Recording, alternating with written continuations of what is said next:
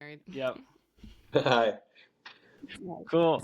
Well, John, so excited to be talking to you. My 22-year-old self would probably be like just over the moon that I'm talking to my, musical hero and songwriting hero. And still to this day, I just like when I told Shelby all the time, like, you are, I think, my favorite songwriter out there. Just the words that you write with, the meaning that you write with. Yeah, like you brought me to tears many times, been to many shows. So it's an honor to be talking to you today. Honored to be talking to you both. Yeah, thank you for That's taking some time to hang. Yeah, that's awesome. Um, I want to start like kind of at the beginning, right? So you're raised as a pastor's kid. Our show's almost heretical. We talk about a lot of our audience, people that have evolved sometimes out of their Christian faith, sometimes in their Christian faith. We have pastors and missionaries that listen to the show. We also have people that are like, I don't want anything to do with the church.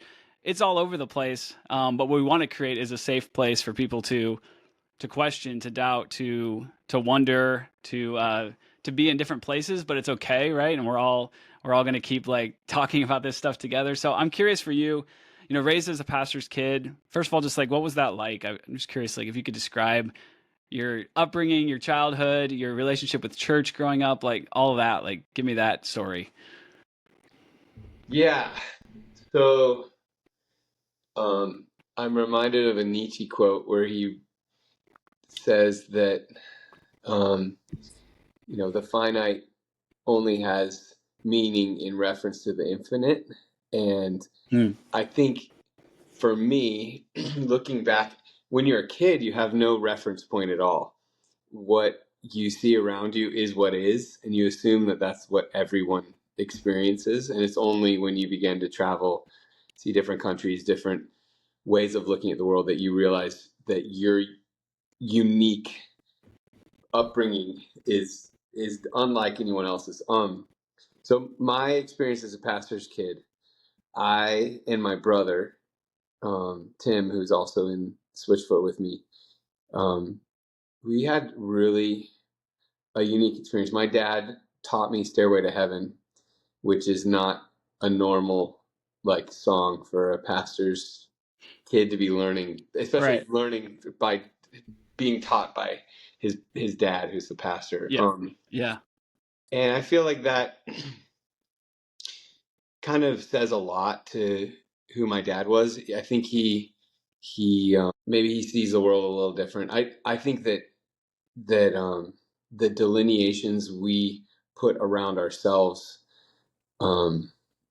saved, unsaved, Christian, heathen, agnostic, hopeful, all these things, I think I understand the meaning and the sentiment, and I do think that certainly our left brain wants to label things and put them in a box, but I don't know that the boxes are healthy for humans.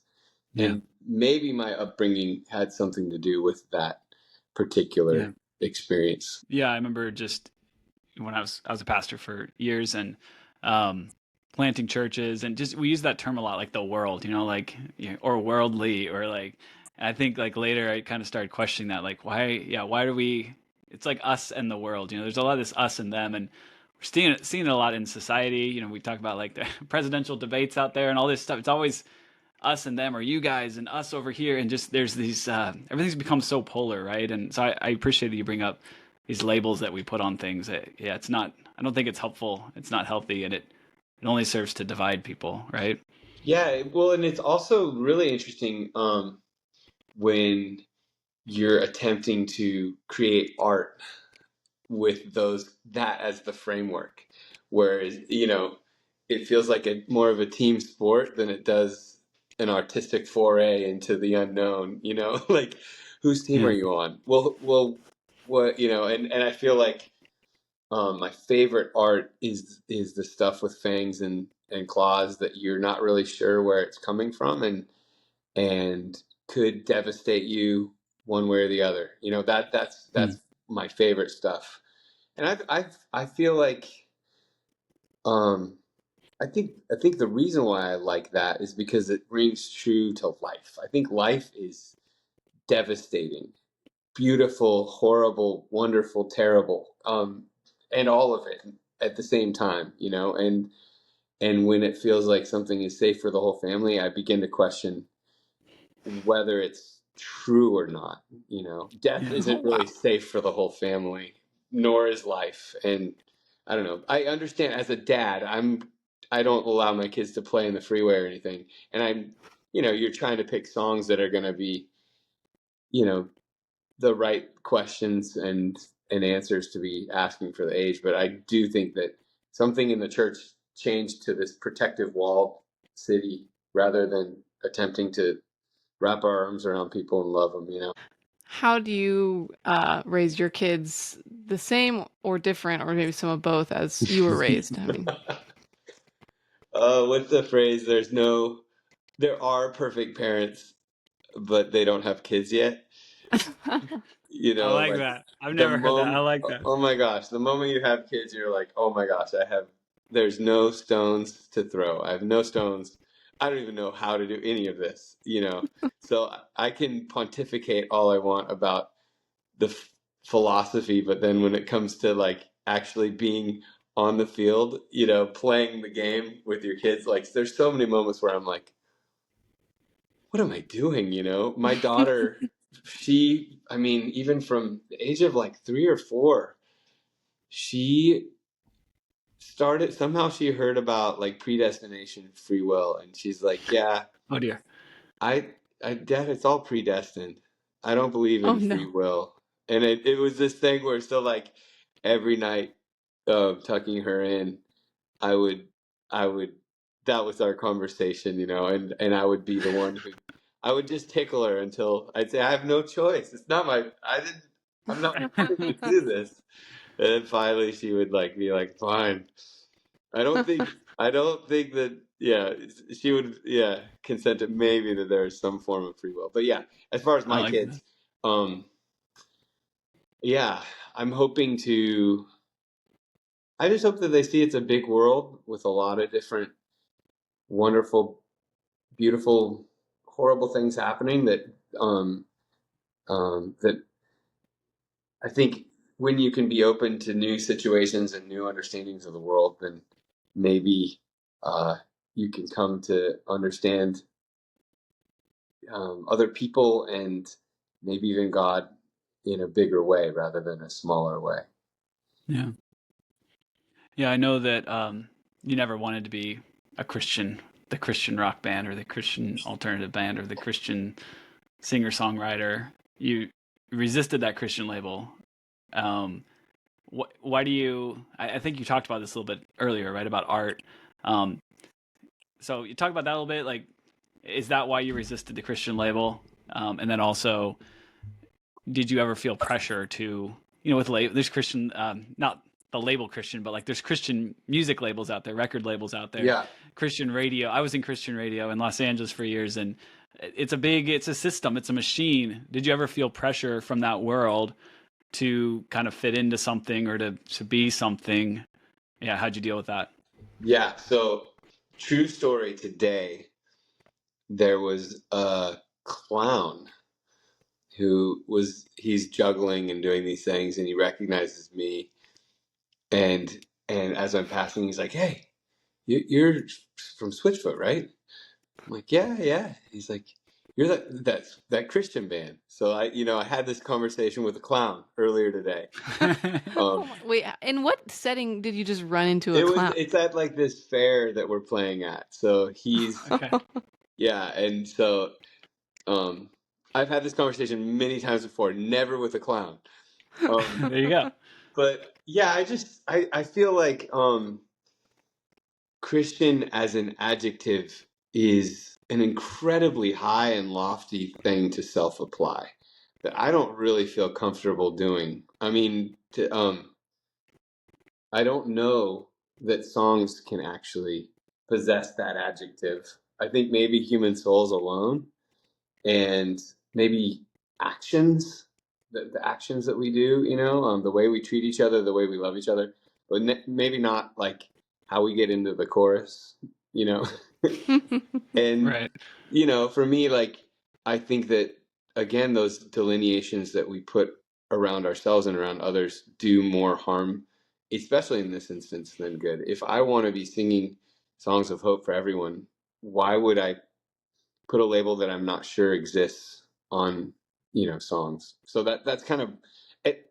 I'm always so honored and flattered when anyone would like affiliate me with the name of Christ. I feel like that's an incredibly high honor to say, yes, this man and his songs possess the self-sacrificial love of someone who's willing to die for other people. I mean, wow.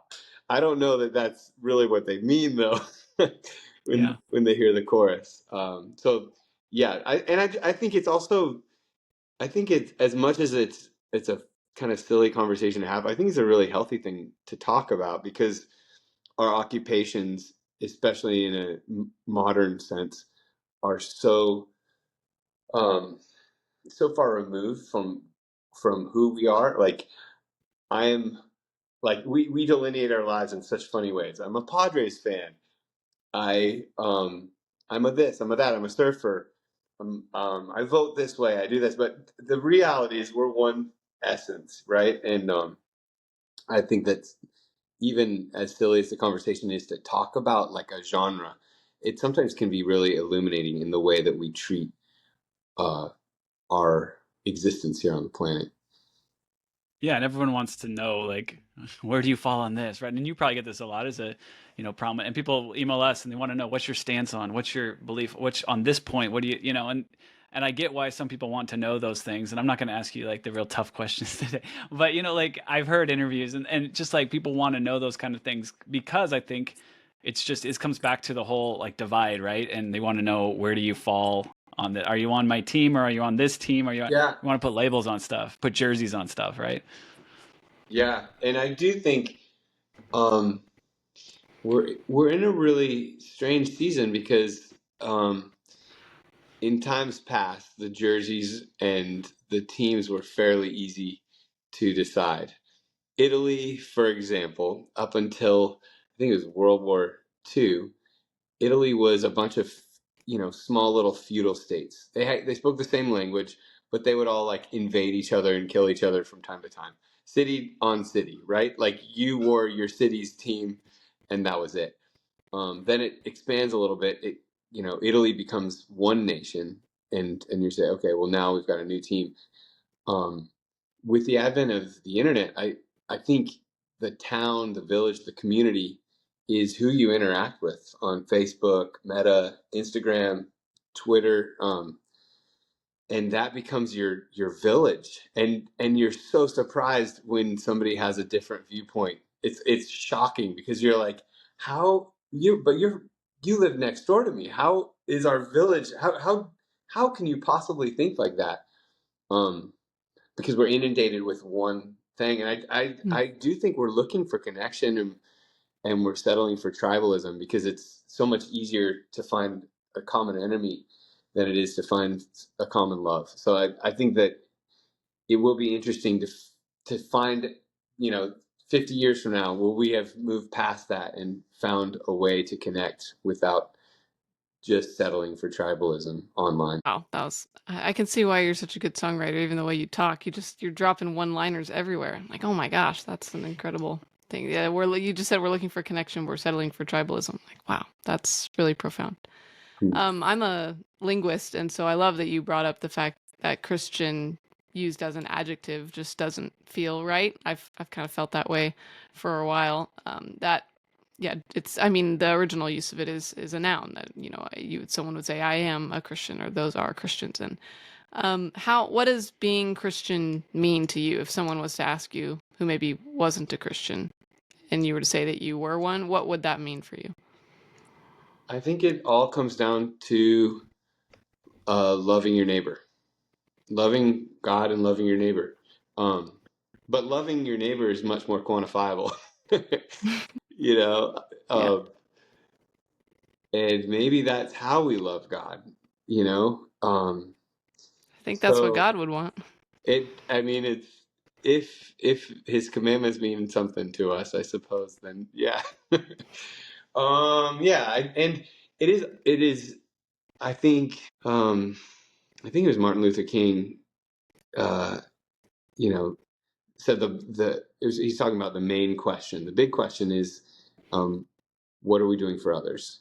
And I think that is the question at the root of what does it mean to be Christ-like, to be a Christian. And it's interesting because Christian, as you're a linguist, you would probably know this more than I would, but I think the etymology it was almost a derogatory slur at first, where it was like almost like a way to kind of make fun of, oh yeah, you're a Christian. Yeah, it just means like a little Christ or something. Yeah, and then the folks that believed said, oh no, yeah, that's great. We'll take that slur upon ourselves. I love it. But I do hesitate in calling myself a little Christ. I would love for someone to live with me for a couple weeks and say, no, that's totally you. But I live with myself every day, and I'm reticent to self-apply. Yeah. Wow, how different things would be if we took the term, I mean, you just used the term Christ-like as well. And I mean, at least in my understanding of Christianity and of Jesus, I think that's what he was going for, was for us to just be Christ-like. And at the very least, that would make for a wonderful world if we generally lived that way. And so, yeah, how different it would be if we replaced all uses of the word Christian with Christ-like. I'm a Christ-like person, or we're a Christ-like music band. Like very few people. Like if I walked up to you, oh yeah, are you Christ-like? And I mean, it gives you pause where you think, right, because it's suddenly actually about who you are and what you do, not just what you believe. Which is funny that we say that, because at least the way we were raised in conservative evangelical contexts, that would be, I think that what people would be shouting in response to what I just said would be like, no, it's not about what you do. It's supposed to be about faith and not works. But it's funny how we come full circle, I think, to realize that when you, at least for us, we're not really worried about like earning our salvation at this point. It's, we don't really believe that hell is a Christ-like concept. And so when you kind of let go of that and you're no longer trying to figure out how do I make sure I don't go to hell, then you're free for it to actually become about works, because you're not trying to achieve anything. You're just trying to be Christ-like. And anyway, all that to say, just, yeah, if we were to not have the word Christian and we were starting to use the word Christ-like, we would be under a lot more conviction to become more Christ-like. It's easy to say I'm a Christian because I believe such and such. It's a lot harder to say I'm Christ-like because I'm like Christ. So, yeah, and I mean, even the concept of a convert versus a disciple, which is the true, what we're called to be in the world, not a convert, but a disciple. I mean, I think that suddenly that carries a weight and a heft that calls action on to the playing field, and it's not just, I mean, you can play the scriptural dance of faith without works is dead, but I'm saved by faith, not by works, so that no one can boast. I mean, you can do all of those things, but I think at the end of it, we if we're to be imitators of Christ, then yeah, I think that is a better application of how to handle that word. It is. I mean, it is funny too, because it really comes back to team mentality. Red Sox versus Yankees. What are you? What are you? Who's your team?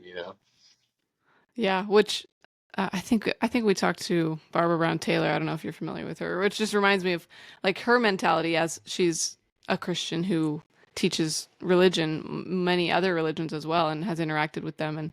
And her mentality is that, being Christ-like and living in the way of Christ is something that anyone could do, no matter what religion they adhere to. And I just think that's such a fascinating concept. But I'm curious about, I mean, a big theme for our audience is doubt and questioning and kind of coming up against a wall, or seeing cracks in your original faith and having it morph and change. And I'm curious, how has doubt, I know doubt has played a role in at least in your music. Some of the songs that you've written are just so, what's the word? they shine such a light on the experience that people have had. The song Jesus, I Have My Doubts, of course. But yeah, can you talk about that for us? Like what has that been like in your life, and what are some maybe crucial moments that you've encountered? Yeah, I think faith and doubt are flip sides of the same coin. That from a empiricist, post Enlightenment, rational mind, truth is something you can put in your pocket, fold it up on a piece of paper, and pull out whenever you want. It's ownership. It implies an entitlement almost. And I think that when it comes to things that the spiritual realm that transcends the test tube, these are like love or anything that really matters the most to any of us. These are things that I think you're entering into the world of faith or doubt. And the irony is that all of the things that we would live or die for transcend the empirical realm, and maybe I think about all these things a lot because I went to UCSD, which is kind of medicine based, very science. I was one of the only Christians that I knew, in most of the classes that I was taking, chemistry and math, and I was an econ major, and like weird thing where you're kind of writing songs and you believe in something that transcends the numbers, and you're the only one that that does this, so you start to have to kind of come up, you're kind of justifying your existence continually. It's even just internally, like, why do I write songs? It's not going to cure any disease. It's not going to keep a bridge from falling down. And I'm still drawn to it. And why do I believe in anything that would be spiritual other than, the physical? So I think the song became a receptacle to handle questions and ideas that spilled out of the conversations that I could have with classmates or even in church. I don't think that doubt and questions it can be a really formidable place to kind of bring these things up, unfortunately. So I think songs became the vehicle that allowed me to move through questions, doubts, fears, God, girls, sex, politics, war, death, disease. It's like, oh yeah, I can sing about that in front of thousands of people and feel completely safe. And that became like a superpower. Yeah, the term deconstructing my faith, that's a big term right now. It's a big term for our audience, and I'd say over the last 10 years, that term and the people deconstructing has just it's been like wildfire. It's been going crazy, and I think churches are responding to that and trying to have an answer to deconstruction and a position on deconstruction, and like kind of trying to control it, right, and put like some rules around it, like here's how to deconstruct but still come back to basically the same faith you had before. And I was telling this to someone the other day. I feel like when I think about you and your music, it's gone with me through. There's a lot of musicians I don't listen to anymore from the Christian world, and obviously you're not a Christian band, but there's a lot of musicians that haven't gone with me on this journey. But I feel like your music, I've continued to listen to it, and I've continued to, even though a lot of my beliefs have changed, a lot of my certainty and certain faith has changed, your music I've been able to keep listening to it. And I told someone the other day, I was like, I feel like you have been deconstructing since the beginning. Like before this was like a term, you've been, if the term means you've been picking up pieces of your faith and picking up pieces of your worldview and picking up pieces of, and looking at it and saying, what is this? And why do I have this? Or why does everyone look at this as important, but I don't see that piece as important, or this other thing is important, but this other one's like, if that's what deconstructing is and filtering and sifting through stuff, I feel like that's what you've been doing with your music since the beginning. I think of instead of a show, and all God's children, and meant to live, like most of your songs, you've been doing this. Maybe just talk about deconstruction a little bit, as that term has become so popular. And yeah. I think I have a lot of thoughts on it, but I think ultimately, everything in the garden will fall back to dirt and become something else, and everything man-made will crumble and become dust, and so I love Kierkegaard's delineation between Christendom and the church, because I find that we oftentimes are buttressing and protecting Christendom when, of course, every building will fall, every man-made structure, and of course, humans are doing wonderful, horrible things all the time in and out of the church. But I think that if I believe in something that transcends that, then that is something that will outlive the the Christendom that I'm a part of, for all of its beauty and flaws. There's a book called The Finite and Infinite Games by James Carse, I think, and he talks about the finite game is the game that can be won. It's played with rules. It's played on a finite field. It has a beginning and an end. The infinite game is the game that is played to continue the play. That justice is an infinite game. Love is an infinite game. Art is an infinite game. And at every moment, we have the choice of which game we will lend our time, energy, money to, and as far as deconstruction is concerned, there's so many things that will fall apart without me having to think about them or touch them. Like the Western church is filled with many things that other parts of the world would call not just almost heretical, but truly heretical. That we think of as normal, and I'm sure vice versa. But I love the garden metaphor, because I feel like for me, especially in the season right now, I'm prone to think of my life in the didactic delineation between failure and success. And this is a really horrible place to live, because I have a lot more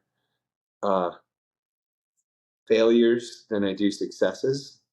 And yet, when I think of the metaphor of the garden,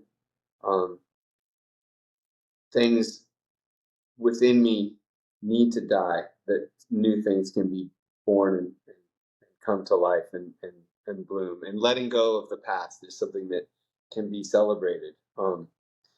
And instead of thinking of, man, I failed for 15 years and I believe the wrong thing, or whatever, to say, no, I've grown and I've learned and I've become, and the world is bigger to me now than it was before, and not to be afraid of that. If God is truly a God that you can step into the ring with and actually throw punches and not knock him down, that's probably a good thing, Yeah.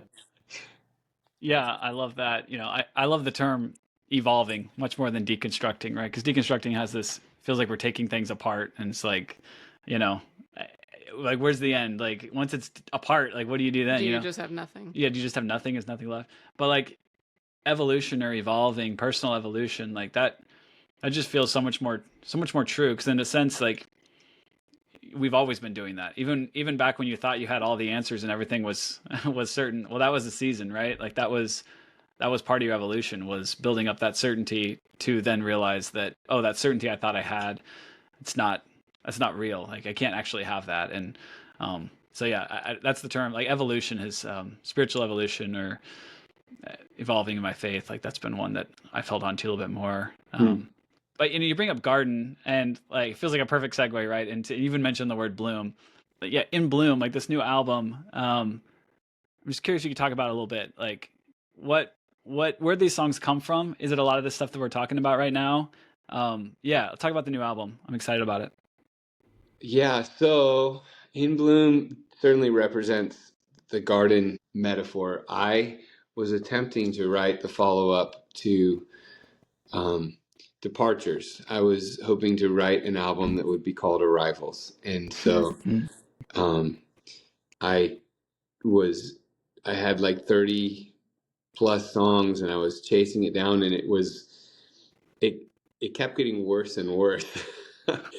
Like it was running away from me. And the phrase came to me that death is the only arrival. And I was playing all the songs for my brother. At the same time that I'm chasing this one end of arrivals, these other songs kept coming to me almost annoyingly so that had no place on the record. Um, and so I'm playing all these songs for my brother, and he says he's always been smarter and better looking and all of that than me, and he says,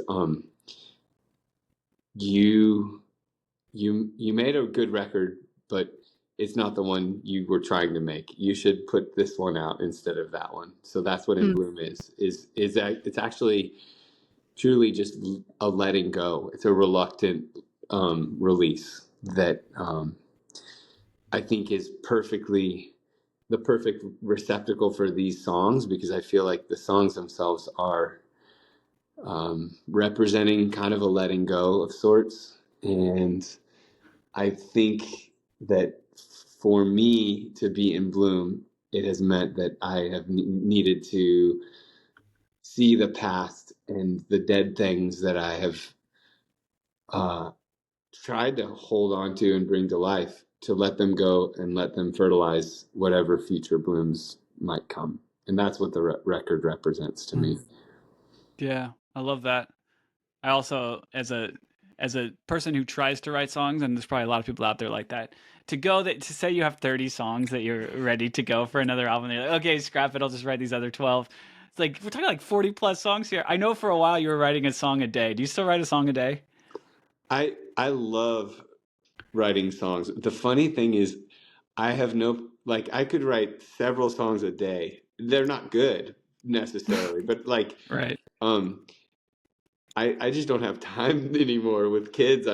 Yeah. It's like, and it's more just like, I'm coming to the point where I'm like, no one needs these songs. No one needs this many songs. I just want one good one. That's all I want. Yeah. Right. Yeah, but it is funny. This guy makes up songs around the house all day long, just about whatever we're all doing. I think that's and I think, man, I do think that songs are just such a beautiful thing. I love my kids will just sing songs around the house, and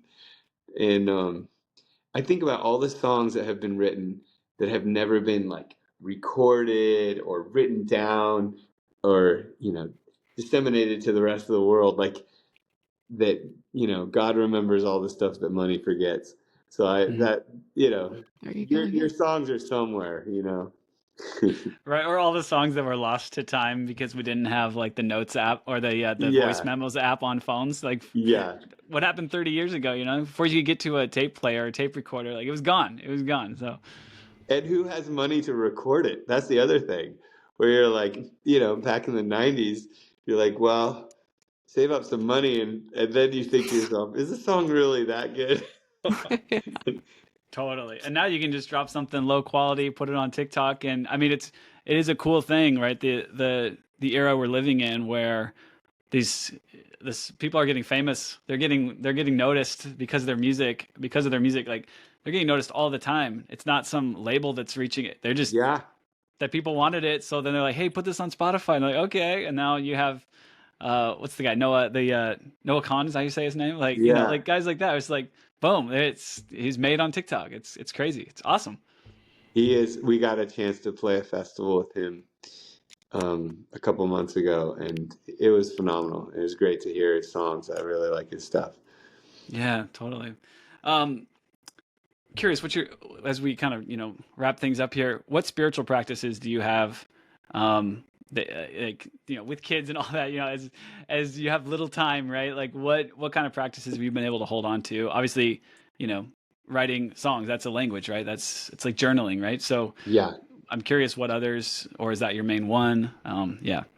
No, I mean, I try and meet with some friends, and that can be really tough with kids and with touring. But that's a very consistent thing. Tim and Chad, the fellas in the band, to be able to hold each other, accountable, and be able to have conversations about that kind of thing. Certainly, I think community is just essential. I mean, for me, I'm a very social person, so like those aspects. Um, it's reading and journaling and praying. I for a couple years there, I would go down to the beach at night and sit on this one rock and just meditate and pray and think. And I think I was thinking about it today. I was like, I think I was a better person during those years than I am now. So I need to get back into that. But yeah, I mean, it's funny because I do think a lot of the things that we all recoiled against when we were kids, that would be under the term spiritual disciplines, are the things that really are kind of a lifeline to sanity, like vitamins or anything like that, where you're like, I guess they're probably good for you. Vegetables. Yeah. Yeah, vegetables, fine. And then you start to develop a taste where you're like, no, actually, I do really enjoy, even yoga, stretching, where you're like, I hated stretching when I was a kid. Now I'm like, oh no, it's really kind of fun. If I have time, who has time for this anymore? Yeah. Yeah.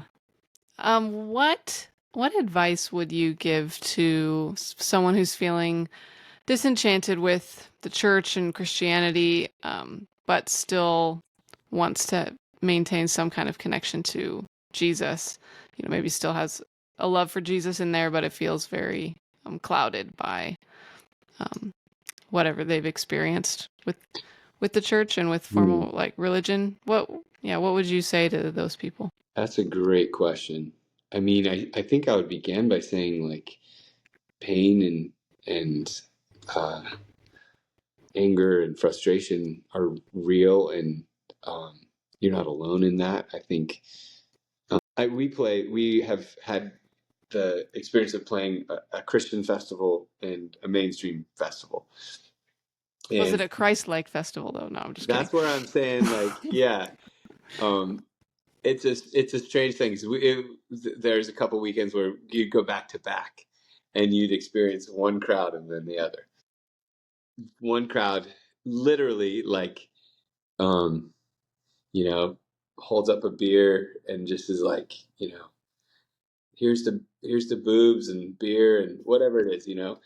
And it's funny because I found that much less offensive than something that felt manipulative in the name of God. Because, like, we're like, yeah, beer, boobs. I mean, that okay. These there's goodness there, right? We could say. But when somebody is using something that is, not just good, but capital G good, and doing it in a way that feels manipulative, it feels just like, oh, you took something that was holy, and now I'm not sure what to do with it. There's a Eugene Peterson book that's called The Jesus Way, where he talks about how way can mean a path, but it also can mean a mannerism, like the way you do something. So to people that have been hurt by the way that Christians have behaved, that my heart breaks for them. I know what that feels like. But I would say just keep looking, keep searching, keep looking for what is truth, and I would say have some get in the ring and have some late night screaming matches with God, and be honest with yourself, with whoever you're talking to this stuff about, like, because if God isn't, like, if he's not able to handle those kind of big questions, then that's not the God that you believe in anyways. So I mean, that's been my attitude all along, is like, ask the biggest questions, have the biggest doubts, have the biggest fears, and bring them all into the light, and then see where you go. Yeah, I love that. Okay, I'm gonna, to wrap it up, I'm gonna ask a serious question and a not so serious question. So Okay. serious question is, you know, hey, we're getting a little older here, right? We're not all in our 20s anymore. We're not writing 24 anymore, right? Or 30. Right. So looking back on your career, what do you want your legacy to be when you're done? You're already not writing a song a day, so when you're not writing any songs anymore, what do you want your legacy to be? What do you hope that you kind of added to humanity? Yeah. I do want to be a part of community. I think, when I was a kid, I didn't fit in, and songs were a way to express myself and to be invited to some form of community. And yet now I love songs, and I love writing, and I love the studio, and I love all of that. But I want to, that's not as interesting to me as humans. And, yeah, I'd love to be known for investing in people, and that would be my thing. I love songs, and I'm still crazy for them. And maybe someday when the kids are out of the house, I'll have time for a song a day. Right. But maybe I'm going to be bored with it and just would rather spend time in conversation. Maybe that's the endless song. Yeah. All right, so it's been a lot of years since I've been to a Switchfoot or Jon Foreman show, but back when I used to go, I remember one time being at the Crystal Ballroom here in Portland, with the bouncy floors and all that, and everyone jumping around. But in multiple venues, you would always do this thing where you'd like climb out into the into the audience on like a balcony or some part of the stage, a light thing. Like you would want to get out there somehow. I'm curious, first of all, do you still do that? Do you still do that? And second of all, have you ever gotten hurt? And give us a story if you have. Yes and yes. I think for me, it is a visual explanation of the way I see the world, to try and break down the delineation between the stage and the audience. That's for me is what I'm doing, and destroying any form of hierarchical levels, and I still love crowd surfing and jumping Yeah. into whatever. And yes, I have gotten hurt. All right, what happened? Many times. The worst ones were when a security guard would try to help me, and that would always, like, sometimes they grab your belt loop, and then you jump, and they just are holding on, and they just bring you down to the ground. And that has happened several times, and that always hurts really bad, because you're like, I had no, how did I saw where I needed to jump back to the stage or whatever, and then suddenly I'm face down, and we have got several different camcorder footage of that sort of thing happening, where you're like, that's what happened. He was holding me. You go But back and like analyze the play-by-play and yeah, see you're what like, could have been done better. Oh, it wasn't me. that wasn't me. Yeah, exactly. Right. No, but Yeah, I love it. I do love that side of music. With the solo stuff, it's a little bit more mellow. Yeah. And maybe I'm just getting more mellow in my old age, Yeah. No, I've always thought it's so cool, like the after shows that you do. I have a lot of those like recordings off YouTube. I like I like took the audio of those and like I wanted those versions of the songs because I remember like "Joy Is Your Birthmark" or something like that. Like listening to that, even the more so than like the recorded version. I just loved those.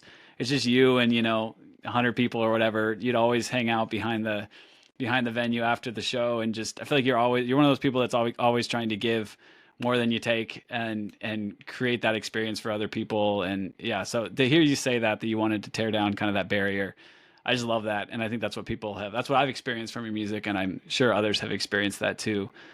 Just the way you've given and continue to give to everyone. And in that case, I think you could say accurately that you would be a Christ-like musician.